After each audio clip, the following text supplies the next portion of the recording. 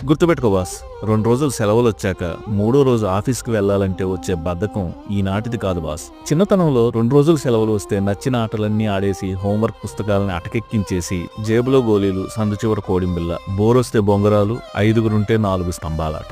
అలిసిపోతే గుటుక్కున గోలీ soda తాగేసి 10 పైసలకి 10 గొట్టాలు చేతి వేళ్ళకి పెట్టుకుని పక్కనున్న ఫ్రెండ్స్ను ఊరిస్తూ తిన్న రోజులు గుర్తున్నాయి కదా.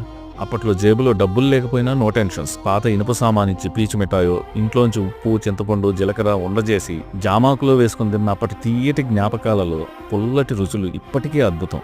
ఇక ఆటలంతా అయిపోయి రాత్రి పడుకునే ముందు తీరిగ్గా ఆరు బయట నులక మంచం మీద కూర్చొని కెలడియోస్కోప్ ని అలా తిప్పుతూ ఉంటే సడన్ గా గుర్తుకొస్తుంది, సెలవులు ఫినిష్ అయ్యాయి గానీ అటక మీద ఉన్న బుక్స్ లో హోంవర్క్ ఇంకా ఫినిష్ కాలేదని. ఇక అప్పట్లో మాకున్న ఏకైక లాస్ట్ ఛాన్స్, చంకలో ఉల్లిపాయ పెట్టుకుంటే జ్వరం వస్తుంది. జ్వరం వచ్చింది లేదు, నెక్స్ట్ డే స్కూల్కు పోవడం తప్పింది లేదు. ఫైనల్ గా అవి మన జీవితంలో శాశ్వతంగా నిలిచిపోయిన మధుర క్షణాలు.